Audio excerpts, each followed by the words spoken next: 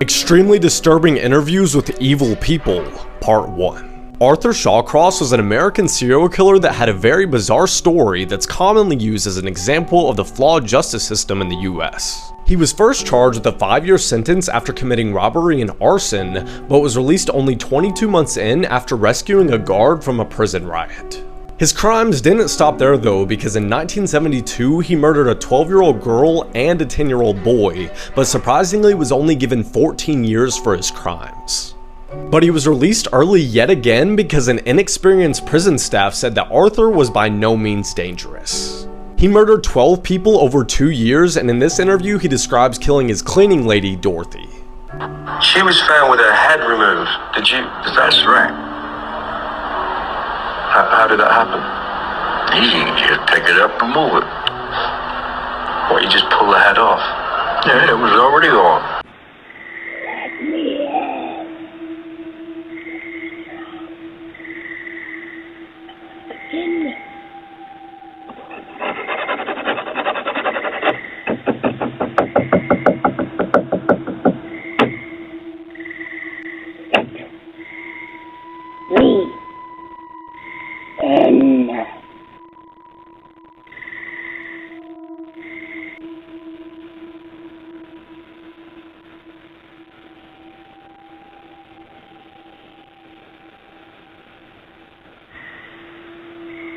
Dirty facts about history that school probably didn't teach you, part 2. A French president died from a blowjob. My man Felix Faure literally got his soul sucked out of him. He was both coming and going. The deadliest female serial killer in American history had murdered 35 people with an axe by the time she was 18 years old. When the ruler of Poland, Jadwiga, was considering a marriage proposal from the Grand Duke of Lithuania, her peers were worried because it was rumored that he had massive genitals and would kill his wife on the wedding night. They ended up sending 2 spies to Lithuania to find out if it was true, and they came back and happily reported that there was nothing to worry about. Powdered wigs were originally invented to cover up head sores caused by syphilis. The first person to examine semen under a microscope was Antony van Leeuwenhoek, the father or daddy of microbiology.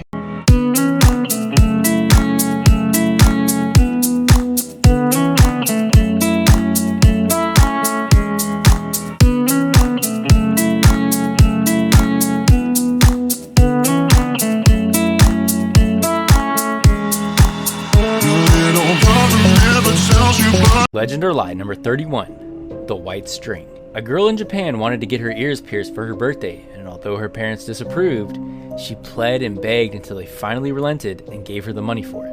But once the girl got the approval and the money, she decided rather than to pay somebody to pierce her ears, she could just have her friend do it and pocket the cash.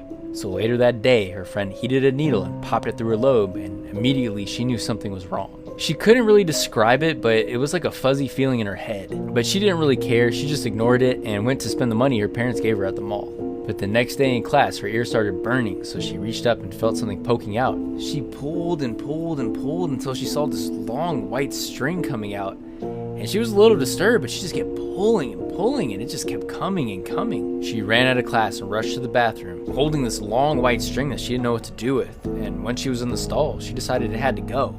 And she reached into her bag and got a pair of scissors and cut the string. Immediately, everything went dark. She started screaming so loud that the whole school came rushing to her aid. And when the teachers realized what was going on, they notified her parents and rushed her to the hospital. When she was examined, the doctor came out to talk to the parents, and he was stunned. He told them that somehow she had pulled out her optic nerve, and now that it was snipped, there was nothing he could do. She would be blind forever. But what do you think about this tragic tale?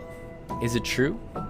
Or are we all being strung along? I saw Nope this weekend, and I couldn't help but think that part of the story might have been inspired by true events. Travis the Chimp was an animal actor who appeared in commercials and TV. He was adopted by Sandra Harold at 3 days old and was basically raised as a child. He ate at the dinner table, did chores, wore clothes, and loved baseball. At around age 14, he started showing signs of aggression. On February 16, 2009, Sandra's close friend Charla Nash came over to help get Travis back in the house when he escaped with her car keys. She had known him since he was a baby and was holding his favorite toy, a Tickle Me Elmo, when he went into a rage. He broke almost all of the bones in her face, removed one of her hands, tore off her eyelids, nose, jaw, lips, and most of her scalp. Sandra tried to stab him to stop him, but it didn't work. When police arrived, Travis was shot to death.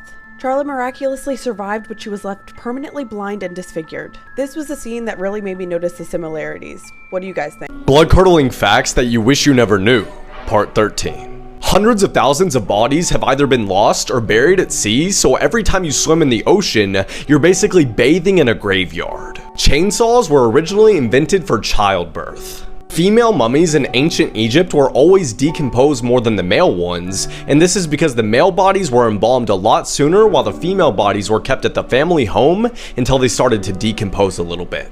And this was to prevent people from having sex with the dead female bodies. Vlad the Impaler was called this because he would place his enemies ass first on pointed poles that would slowly skewer them to death. Fatal familial insomnia is a disease where a person literally cannot go to sleep no matter what they take or what they do. The symptoms get progressively worse until they die of exhaustion. And for the last one, you might want to look up who invented blow-up dolls. Let's talk about a terrifying video game you can play on all platforms.